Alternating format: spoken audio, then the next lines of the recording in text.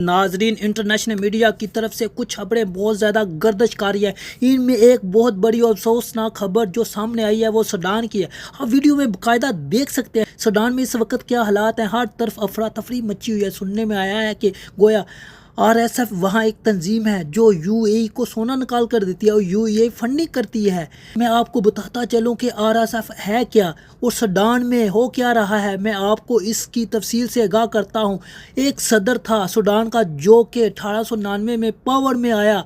سن 2013 میں اس نے اپنی جانب سے اپنی ایک آرمی بنائی تھی اور اس کا ڈر تھا کہ سوڈان آرمی مارشل لانا لگا دے، اس لیے اس نے اپنے حکومت کی حفاظت کے لیے الگ سے آرمی بنائی۔ لیکن سن 2021 میں اس صدر کے خلاف بہت زیادہ احتجاج ہونے لگے کہ یہ سوڈان کو ترقی نہیں کرنے دیتا، وہاں غربت انتہا کو پہنچ چکی تھی۔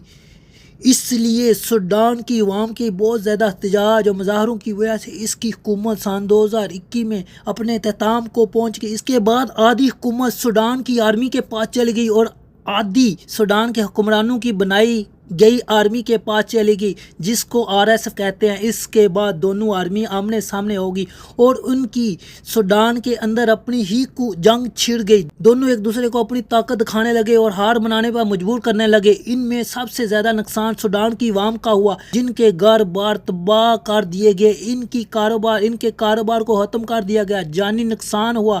پچھلے 2.5 سال سے 1.5 لاکھ لوگوں کو مارا جا چکا ہے اور پچھلے 24 گھنٹوں میں 2000 کو جانی نقصان ہو چکا ہے۔ ماؤں کے سامنے بچوں کو مارا جا رہا ہے اور بچوں کے سامنے مائیں بہنوں کو لٹکایا جا رہا ہے، بچوں کو زندہ درگور کیا جا رہا ہے۔ لیکن اتنے نقصان کے باوجود بھی جنگ ہے کہ رکنے کا نام ہی نہیں لے رہی۔ دو گروپوں کی دشمنی کے درمیان عوام کا سب سے زیادہ نقصان ہو رہا ہے۔ ہم تو یہی دعا کرتے ہیں اللہ دونوں کو ہدایت دے، اللہ تعالیٰ سوڈان کی عوام کی خیر فرمائے اور وہاں پہ امن ہو۔